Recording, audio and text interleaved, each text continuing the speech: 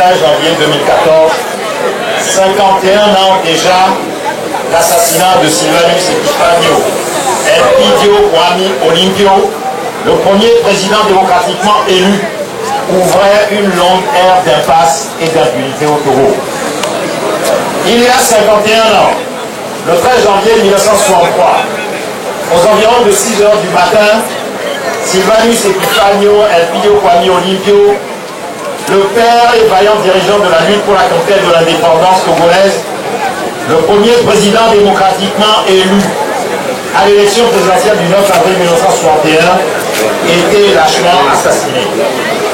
Il tombait et versait son sang, dont ces assassins ont pris le soin de le vider sur la terre togolaise dans les environs de son domicile, au moment même où son gouvernement finalisait, avec le gouvernement allemand, anglais, américain et français, les accords pour la création d'une monnaie nationale togolaise. Alors qu'il avait réussi à trouver refuge à l'ambassade des États-Unis d'Amérique, mitoyenne de son domicile, après avoir échappé aux commandos envoyés chez lui, ces assassins pénétrèrent par effraction dans la dite ambassade pour l'y capturer, en violation flagrante de la règle d'extraterritorialité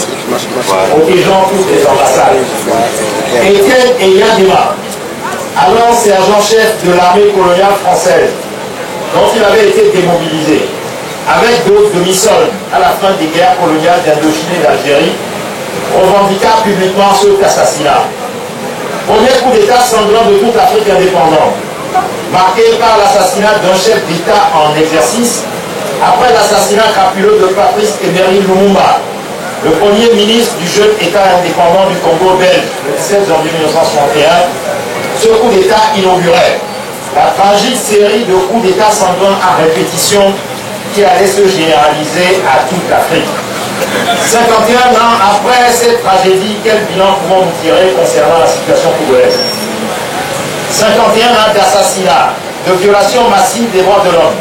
d'injustice et d'impunité au Togo. L'assassinat de Sylvanus Olympio le 13 janvier 1963 inaugura une ère d'impunité à l'ombre de laquelle la banalisation des assassinats et autres crimes politiques abominables a été érigée en méthode de gouvernement. Mais c'est surtout, suite au coup d'État de l'armée togolaise,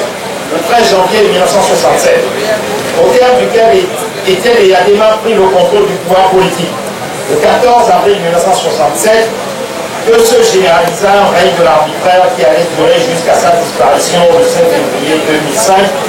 et se poursuit depuis lors sous le règne de son fils, Forest Otinga Gassimbe, qui lui a succédé comme dans une monarchie que le Togo n'est pourtant pas. Pour s'installer aussi illégalement dans le fauteuil présidentiel laissé vacant par le décès de son père, il n'hésita pas à organiser un véritable bain de sang qui a fait plus de 500 morts selon la mission de vérification des faits de l'ONU, plus de 1000 morts selon la Ligue togolaise des droits de l'homme. Dès lors, on ne compte plus les nombreux cas de torture, d'enlèvement, d'emprisonnement arbitraire, de disparition de citoyens innocents, victimes d'exécutions extrajudiciaires sommaires pour leur opposition au régime du RPT Parti unique Parti État de 1969 jusqu'en 1990, où les violations furent des plus massives. Certains citoyens disparaîtront pour avoir simplement critiqué ce régime ou encore exprimé leur opinion sur une question d'intérêt national ou qui encore pour avoir été mensongèrement dénoncé à la police politique du régime pour de simples différents ordres personnels. Au total,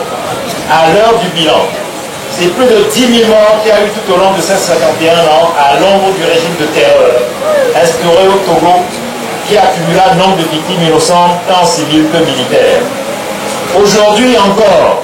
cette épopée sanglante continue en toute impunité dans l'actuel contexte de nos luttes politiques et sociales pour un véritable changement démocratique au Togo, avec les assassinats en détention, les arrestations, détentions et inculpations arbitraires dans l'affaire de l'incendie criminel des marchés de Kara et de Lomé. Le summum de cette violation est que la justice, qui est le troisième pouvoir, et doit normalement être le dernier recours en matière de violation des droits de l'homme, la garante des libertés publiques et la régulatrice du bon fonctionnement de toutes les institutions au nom du peuple togolais, est totalement inféodée au régime dictatorial qui domine le pays comme l'établit de façon incontestable le dernier rapport du Haut Commissariat aux droits de l'homme de l'ONU, je cite, point 8, il apparaît que dans certaines juridictions au Togo, le principe de séparation des fonctions entre le siège et le parquet n'est pas respecté. Le principe du double degré de juridiction n'est pas non plus respecté dans les procédures à l'encontre des magistrats de l'ordre judiciaire, des officiers de police judiciaire, des préfets, sous-préfets, des maires et des chefs de canton et de village. L'intervention constatée par le passé du ministère de la Justice dans la nomination et les procédures de sanction à l'encontre des magistrats contrevient au principe de l'indépendance de la magistrature, de même qu'elle remet en cause le principe d'inamovibilité des juges. Le principe de collégialité est rarement mis en œuvre au niveau des cours d'appel. Les principes d'accès concret et effectif à un tribunal et de gratuité de la justice se trouvent quant à eux-mêmes restreints du fait des coûts excessifs de dépôt, de requêtes et de l'absence d'assistance judiciaire gratuite. Point 9. Sur le plan des garanties procédurales, le rapport met en évidence le recours systématique au mandat de dépôt et les délais trop longs de garde à vue et de détention qui contredisent le principe de la présomption d'innocence et, à terme, le droit d'être jugé dans un délai raisonnable. Les droits de la défense sont compromis du fait de la pénurie d'avocats à l'intérieur du pays, d'un manque d'information des inculpés sur les charges qui pèsent sur eux, d'une absence d'interprète ou faute de moyens financiers. L'accès des avocats à leurs clients est par ailleurs restreint. Lorsqu'il est commis d'office, l'avocat, faute d'avoir accès à son client avant sa première comparution devant les juges, ne prend souvent connaissance du dossier qu'au dernier moment. Point 10. Dans le second temps, le rapport cherche à analyser les principales causes des dysfonctionnements de l'appareil judiciaire au Togo. La lenteur judiciaire est un problème crucial. Elle est due au manque de moyens des juridictions ou à d'autres facteurs tels que le comportement des forces armées togolaises, qui sont souvent réticentes à coopérer avec la justice lorsqu'un de leurs membres est impliqué dans la commission d'une infraction. L'absence des juges, de la mise en état des juges, des libertés et de la détention et des juges d'application des peines fait par ailleurs peser une masse accrue de travail sur les magistrats du siège. L'insuffisance et l'inadaptation des infrastructures et des moyens logistiques. Les faibles rémunérations perçues par les magistrats et les autres acteurs de la justice concourent également au dysfonctionnement et au retard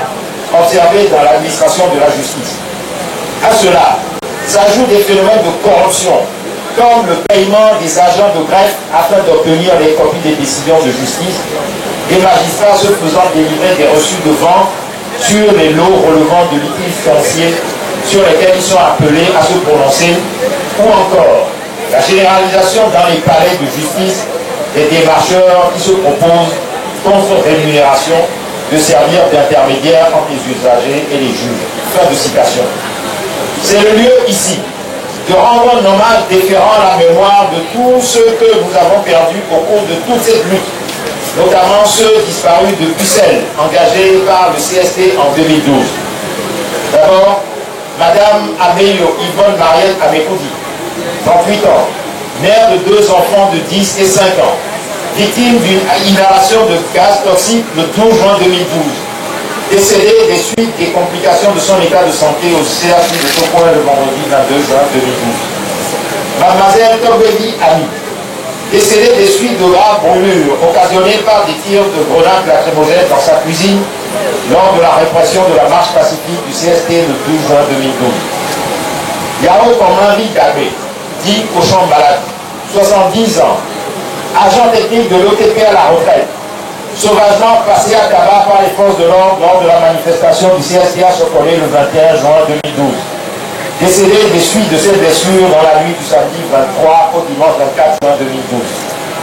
Anselme Bouyabo Silandare, jeune élève de 12 ans, assassiné par un membre des forces de l'ordre à Dapaon, préfecture de Tône, région des Savanes, le lundi 15 avril 2013. Sinalem Douti, élève de 22 ans, en classe de première A4, à l'école privée Archimède de Combo Loaga, mort le mercredi 17 avril 2013 au centre hospitalier régional, CHR de Tapaon, des suites de son passage à tabac par les forces de l'ordre lors de la répression de la manifestation des élèves à Tapaon le lundi 15 avril 2013 et non enterré jusqu'à ce jour. Étienne Yakarou, membre de l'Alliance nationale pour le changement ANC, président de sa sous-section Ave Maria et membre du bureau fédéral de la préfecture du Golfe,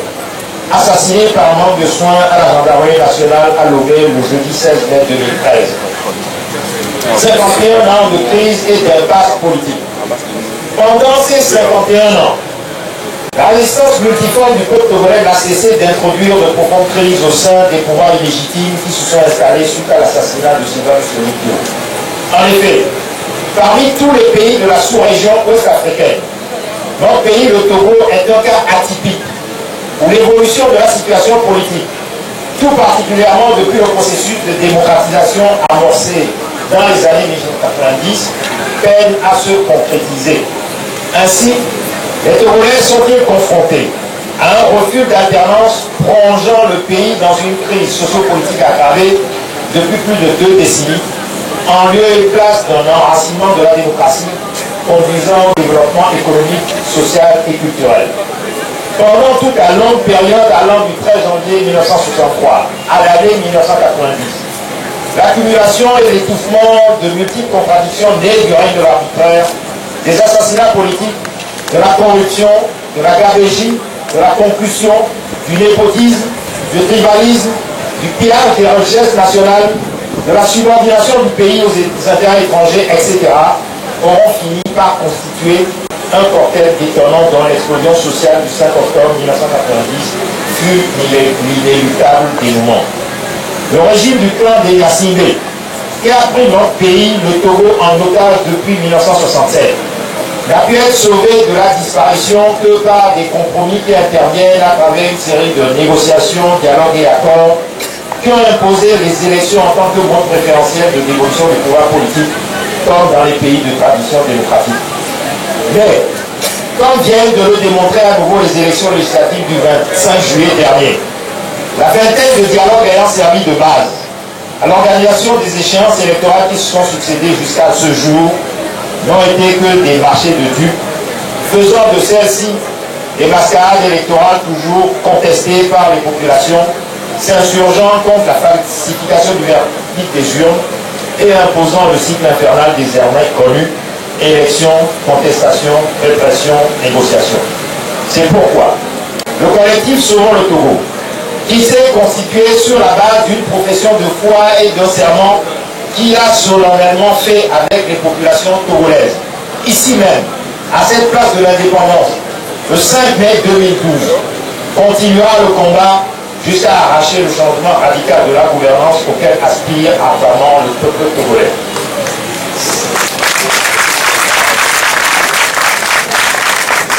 « 51 ans de régression économique nationale organisée à travers le pillage, la mauvaise gestion,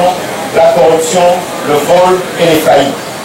Comme nous le disions déjà dans notre plateforme citoyenne pour un Togo démocratique, je cite, sur le plan économique, le pillage systématique des biens de l'État par un groupuscule de personnes pendant des décennies a fait basculer le pays dans un processus d'endettement qui cumule avec la mission du Togo à l'initiative des pays pauvres très endettés, PPTE. Les grandes sociétés d'État et les régies financières qui constituent le poumon de l'économie du pays, le port autonome de Lomé, la Société nationale des phosphates du Togo, SNPT, Togo Télécom, Togo Télécel, la Lodato, la SAL, la douane togolaise, la Direction générale des impôts, DGI, sont principalement contrôlées par des proches du régime de façon planique dans une opacité totale. Par ailleurs, la mise à sac organisée des ressources du pays, entretenue par un réseau politico-mafieux, qui détourne une part considérable des recettes fiscales et douanières, entretient une gestion opaque des sociétés minières de phosphate, de calcaire et de fer, exploite en toute illégalité l'or et le diamant dont la vente n'est pas enregistrée dans la comptabilité nationale, comme en fait foi le rapport 2012 de l'Initiative pour la transparence des industries extractives, ITIE, de la Banque mondiale. Ce rapport n'a jamais été contesté par le gouvernement. Cependant, malgré les multiples informations et dénonciations qui font état de pratiques non conformes aux règles de l'orthodoxie financière, aucune action concrète n'a été entreprise, ni par l'autorité politique, ni par l'autorité judiciaire, en vue de mettre fin à cette hémorragie qui s'est dans l'économie nationale. L'impunité économique va de pair avec l'impunité politique, étant même à la supplanter. Fin de citation. Et aujourd'hui, la preuve est faite que c'est Bienfort Essotina Gnassingbé lui-même qui est le chef de file de ces pilleurs de nos ressources nationales dont il parlait dans son discours à la nation du 26 avril 2012 lorsqu'il disait, je cite, « Lorsque le plus petit nombre accapare les ressources au détriment du plus grand nombre, alors s'instaure un déséquilibre nuisible qui menace juste en ses tréfonds la démocratie et le progrès. » Fin de citation. Comment peut-il en être autrement lorsque Faure Essotina Gnassingbé se fait allouer une dotation de près de 1 milliard 300 millions de francs CFA pour ses seuls et propres besoins en électricité au compte du budget 2014 qu'il a fait voter mécaniquement par la fausse majorité aux ordres qu'il a imposé frauduleusement à l'Assemblée nationale au moment même où les enseignants, appuyés par leurs élèves, et tout le corps médical sont en grève dans tout le pays pour la satisfaction de leurs justes et légitimes revendications. C'est pourquoi le CST est plus que jamais déterminé à combattre son pouvoir malfaisant qui ruine notre économie et hypothèque l'avenir de la jeune génération de notre pays et s'engage à combattre pour mettre fin à l'impunité sous toutes ses formes qui servent de base au règne de son régime. Impunité de la violation des droits de l'homme, impunité des crimes politiques en forme d'atteinte à l'expression de la souveraineté du peuple togolais à travers les mascarades électorales, impunité des crimes économiques, impunité des crimes sociaux. Le 13 janvier 1963, désormais décrété un non-événement pour le régime puni RPT de Faure Essotina Gnassingbé. Depuis sa prise du pouvoir en 1967, Gnassingbé Eyadema n'a cessé de faire de la commémoration de l'assassinat de Sylvanus Olympio l'occasion d'une honteuse et indigne fête. Fêter l'assassiné d'un si grand homme. Quelle ignominie. Aujourd'hui, c'est son fils, Faure Essotina Gnassingbé, qui rajoute le cynisme à cette ignominie en faisant publier par son gouvernement, ce vendredi 10 janvier 2014, un communiqué disant notamment, je cite, « Dans le cadre de la consolidation, de la réconciliation, de l'apaisement, des réflexions sont en cours, en vue d'instituer une journée nationale de réconciliation. La célébration chaque année de cette journée permettra aux Togolais de renouveler leur engagement à vivre ensemble dans la paix, la compréhension mutuelle et la cohésion. » Plus loin, cette année, les manifestations et les commémorations officielles, marquant habituellement le 13 janvier, n'auront pas lieu. Cette date sera une journée ouvrable, placée sous le signe du recueillement. Fin de citation. En conséquence, le défilé militaire et civil, même dans les casernes, n'aura plus lieu, et ce jour n'est plus chômé et payé. Après avoir exploité le ralliement de Gilles Christ Olympio, le fils de feu Sylvanus Olympio, à son régime, après l'élection présidentielle du 4 mars 2010, pour organiser depuis lors d'hypocrites et intéressées commémorations de l'assassinat du père de l'indépendance nationale. Ainsi donc, la véritable signification de la décision qui vient de tomber apparaît clairement. Après la caution que celui-ci a apportée pour servir de béquille à son régime moribond au lendemain de ce coup de force électoral, estimant qu'il ne lui sert plus à rien, après le cinglant désaveu qui lui a été infligé lors des législatives du 25 juillet dernier, Faure Gnassingbé se désengage de tout accord conclu avec lui. Aujourd'hui, en faisant désormais de la commémoration du 13 janvier un non-événement, Faure Gnassingbé jette bas le masque en montrant que toutes les campagnes développées par son régime à travers la mal nommée Commission Vérité, Justice, Réconciliation n'était qu'une supercherie destinée à abuser le peuple togolais et l'opinion internationale. Mais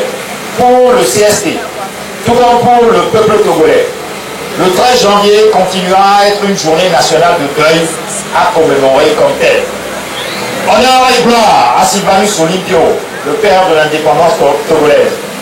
Honneur et gloire à tous les martyrs dont le sang a été innocemment versé sur la terre de nos aïeux.